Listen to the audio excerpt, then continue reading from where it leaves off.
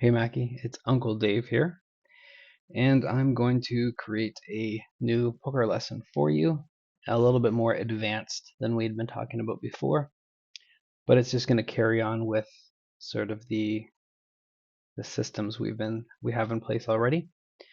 But it's sort of a um, like a deep dive in a bit of another direction. So let's get into it. What I'm going to talk about today is exploitative poker. So the definition of exploitation is making the use of a situation or treating others unfairly to gain an advantage. So what we're talking about is taking advantage of your opponent's mistakes. So up until now, I've mostly been teaching you what's called a tag approach, the tight aggressive poker play. So this approach focuses mostly on you. So you're going to be focused on your hands. So choosing high quality hands to play. You're focusing on your position, playing tighter in early position and looser in late position. You're focused on your betting after the flop. Does your hand like the flop? Does it want to get more money in the pot? Does your hand connect with the flop? So most of the thought processes up to this point have really been mostly circled around your hands and your play and what you should do in situations. So the tag style is a great way to get started in the fundamentals of poker, and it should make you a break-even player or even a low winning player at low to medium stakes. Um, it's basically how I learned how to play poker and how I had success in my early years. But tag or tight aggressive poker is just the baseline. So you start with the tag style and then you're going to build onto the tag style. To be fully successful and to get to the next level, you need to graduate to level 2, which I call, or I didn't make it up, but which is called exploitative poker. So if I had to break down exploitative poker into a single sentence, it would be figuring out what your opponents are doing wrong and then adjusting the way you play to maximize your profit against these mistakes. So whatever your opponents are doing wrong, you are going to change the way you play slightly so you can get the maximum profit from their mistakes. So how opponents make mistakes come in many different shapes and sizes, and obviously we're not going to go over every single one of them in this video. I think this is just going to be like a groundwork, maybe showing 4 or 5 different mistakes that your opponents will make and giving sort of some advice or suggestions on how to exploit them. So they come in many different shapes and sizes. And here is just a few common mistakes you're going to see your opponents make. Pre-flop, you're gonna see them calling too much, limping too much, not 3-betting enough, not 4-betting enough, just not playing aggressive enough. On the flop, they're going to basically, because they're calling too much, they're going to miss the flop too much and just fold. It's wasting money. They're going to call with weak hands too much on the flop. They're going to be inelastic, meaning if they have a straight draw or a flush draw, they're going to call just about any size bet on the flop, even if the pot isn't giving them the good price. And they're going to play too passively or trappy with their good hands. So they're not going to get a lot of value when they have good hands because they're going to play them very passively. Turn mistakes, we can get into this a little more in detail. I think the pre-flop and the flop are sort of the area I want to focus on, but turn mistakes could be donking big when they hit their draw. So if they hit their flush or hit their straight, they'll let you know that they've hit it. River mistakes might be not value betting, so maybe they'd be scared. They might have a good hand, but then the river scares them and they don't bet when they should. And also donk betting, again, if they hit their draw, just what I call letting you off the hook, right? So if they hit their big hand, they're likely going to bet, and not just bet a little bit, like bet close to the size of the pot when they hit their draw. So much of exploitative poker is more of an art than a science. There are general rules to follow, but as you play more and you sort of grow as a poker player, you'll begin to feel the right thing to do more and more often based on your opponents and based on the situation. And you've probably already developed a feel for some of this exploitive play just by yourself paying attention. So some of this stuff you'll just develop on your own, which is cool. So now we're going to get into a handful of specific exploitative examples, sort of what the opponents are doing and how we can exploit that. So probably the most common mistake you're going to see in low stakes is opponents playing too many hands and then playing them weak by just limping and having like seen every other flop. So how are we going to exploit them? So first we're going to play fewer hands. So when you play fewer hands, you just automatically have an advantage over them. So I'm going to pull up Poker Stove to show you an example of this. So your opponent, let's say they play about 50% of their hands. Give them a nice round. So all the ones in purple are hands that they're going to play. They'll play twos as well. Maybe they're going to play. So this is a VPIP of 51%. And you are going to be a tight player, so you're only going to play about 20%. All right, so we'll say, I don't know, something like this. Player can play those hands. So about 20%, 19.5. So if we just say, okay, what's the equity of someone playing 50% versus the equity of someone playing 20%, you can see your range of hands is already almost an 8% advantage over their range of hands. So simply by playing less hands, you just immediately have an 8% advantage over them, which is a very, very large advantage in a game when equity is kind of close. So that's just a very visual example of why playing a tighter range of hands, premium starting hands, will just give you an advantage, even if both you and your opponent play the exact same way. Over the course of a million hands, you're going to have about an 8% edge. So of course you're going to play fewer hands, and that way you're going to have a huge range advantage over them, which I just showed you. And then you're going to raise their limps mercilessly, and you're going to try and get one-on-one with them. So every time that they limp in with their shitty hands, you're going to raise with your good hands, and you're going to try and get just one-on-one against them, going into every flop with that 8% advantage. Mistakes. The next mistake opponents make quite a bit is they just don't fold the 3-bets enough, because we're going to be 3-betting pretty tightly. They're just going to call 3-bets all the time and try and hit the flop.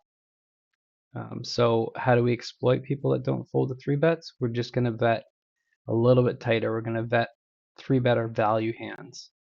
And we're also going to 3-bet very large pre-flop, because they're not folding to our 3-bet. We can 3-bet quite large.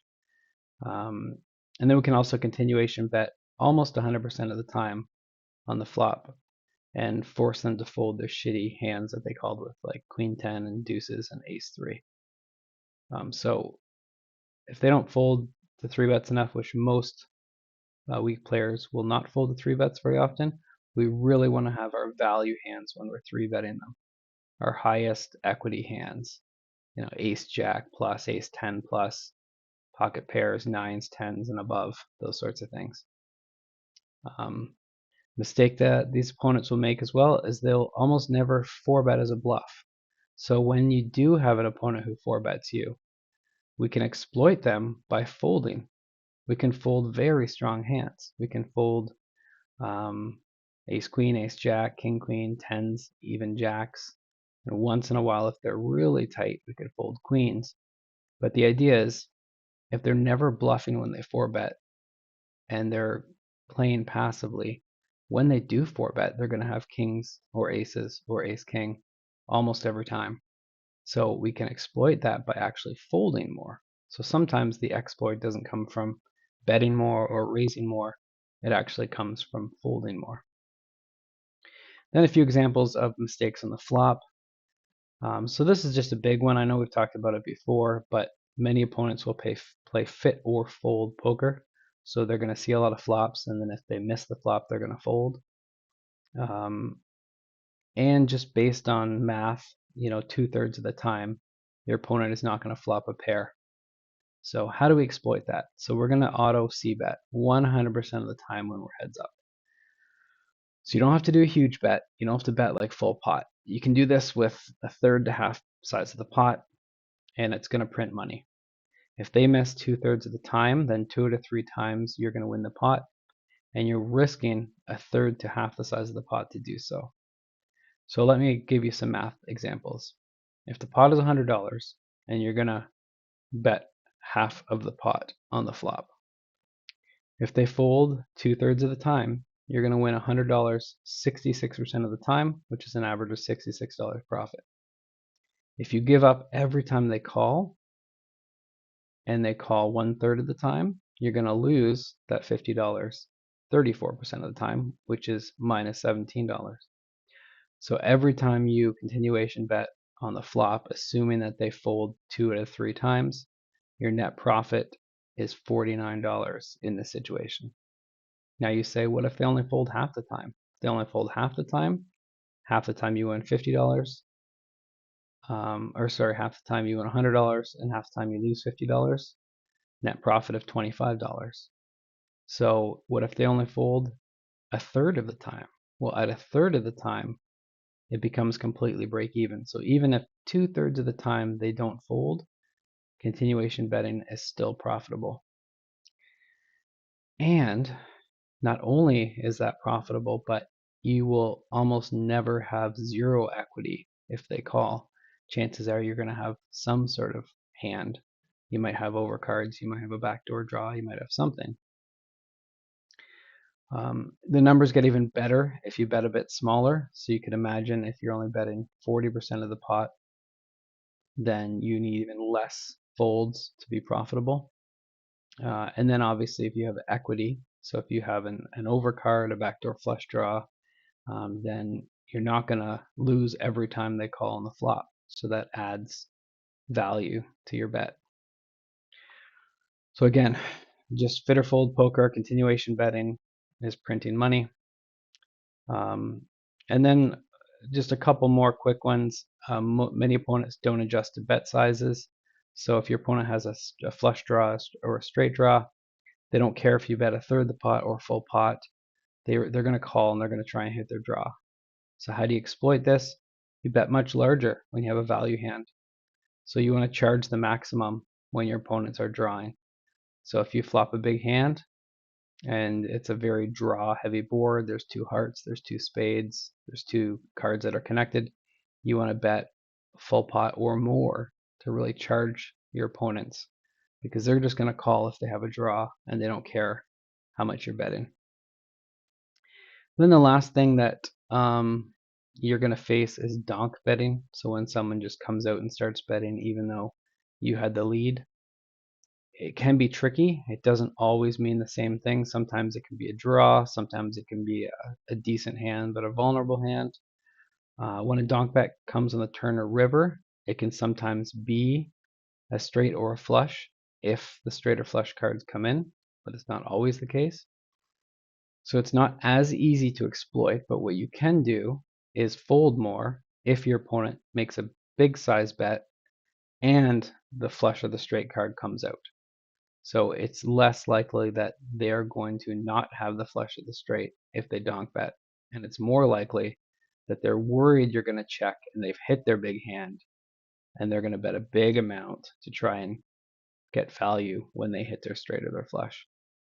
So to exploit it, you just will be folding everything but your strongest hold, your strongest hands. So the idea is overfold versus a big donk bet. Conversely, if your opponent makes a small donk bet, it's more often weaker, so play your hand accordingly. This isn't math, this isn't science, this is more of an art. And then the last piece about donk betting. Donk betting is stronger if your opponent donks into many opponents. So if suddenly your opponent, like there's 3 people that see the turn, and suddenly a guy who was checking and calling on the flop suddenly comes out betting, and he's facing 2 or 3 or 4 opponents, it's much less likely that he's bluffing.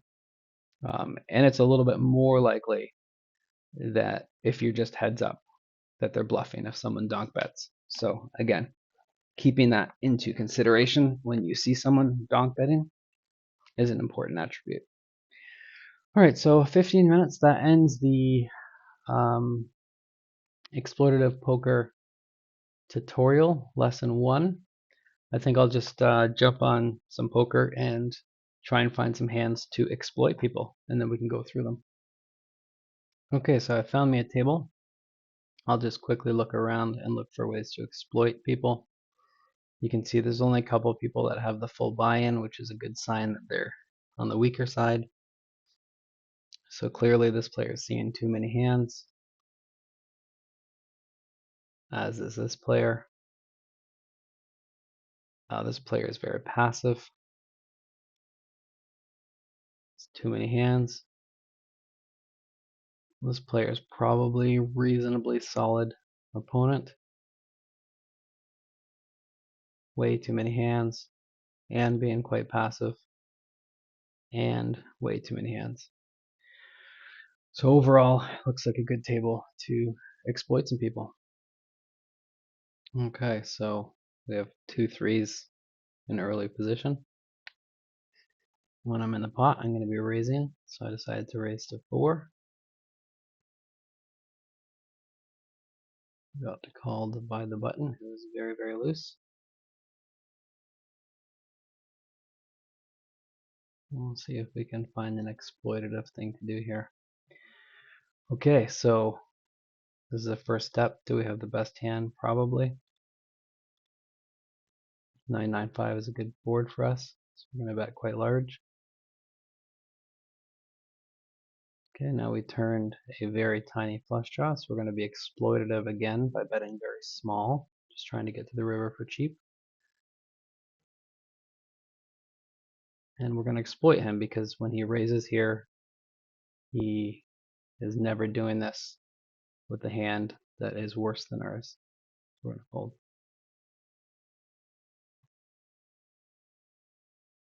Okay, we have a hand that is likely above all these people, so we're going to exploit it by 9xing.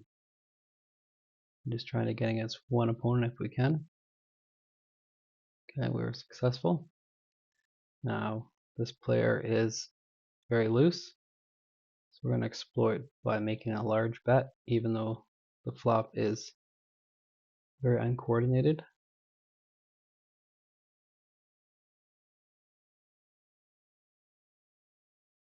Okay, so same thing here. Now this is a strong player, so we have to be a little bit careful here, but we have a very, very strong hand, so we're going to do a large 3-bet here. And if they 4-bet, we're going to fold. And they 4-bet, so we're going to fold. So we're going to exploit this player's tightness, I would say, by folding a strong hand. We'll see how it plays out. This player is clearly a fairly big fish.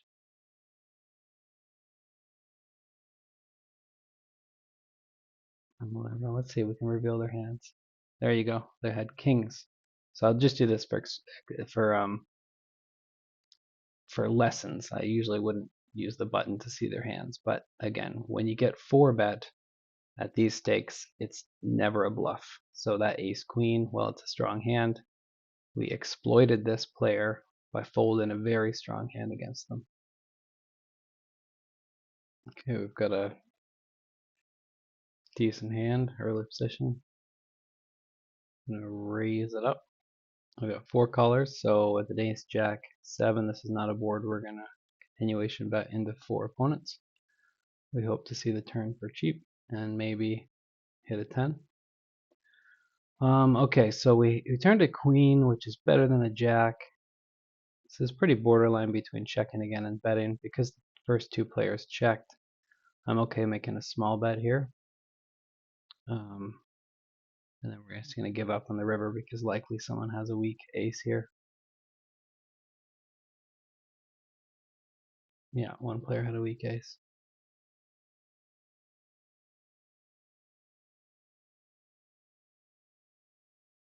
So I mean overall that's a pretty good scenario when we're raising and getting called by jack 5 offsuit and 10-8 offsuit and such.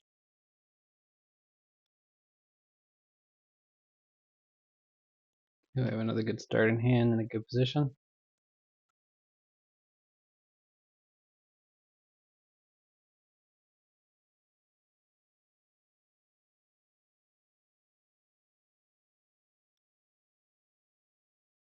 Do a slightly bigger raise, just knowing that these players are pretty loose.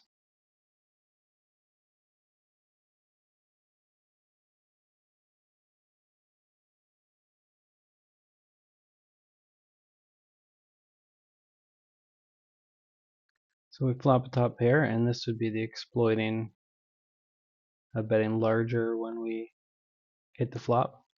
So if I missed the flop, I would probably bet like a third pot. But because I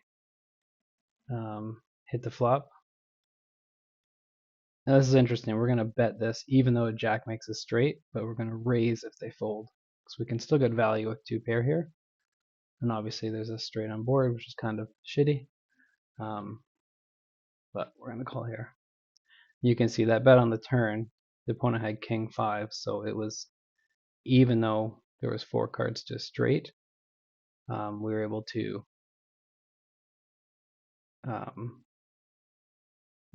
bet there for value. And then obviously we rivered the chop. But as long as you are in a situation where you can fold when they raise, then you can do a lot of value betting with medium strength hands like that. We've got a little baby pair in a small blind. This would be a spot where we're going to try and see the flop as cheap as we can. So we got 2 callers here. This is a pretty good spot, even though it's a big raise. Try and hit 3 of a kind and get a full stack. Obviously we missed 3 of a kind, so we are going to fold. There's a little bit of a loose open with 10 jack, but I was getting bored. So I'm going to bet large, flopping a straight. It's a very wet board. It's very likely that he could have a king or a queen or a pair and a straight draw. Unfortunately, he folded.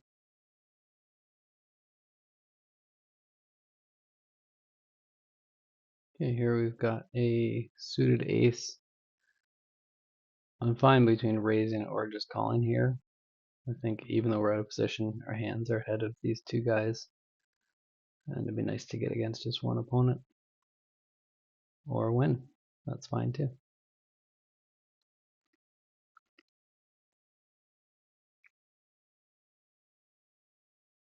Okay, we're going to do a very large 3-bet here with queens. This player is fairly loose.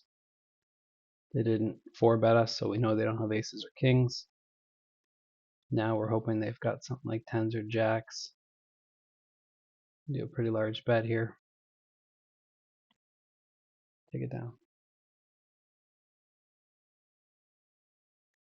I'm going to raise. This table is getting short. So I got my bad opponent here. I'm going to bet very small with my underpair and flush draw.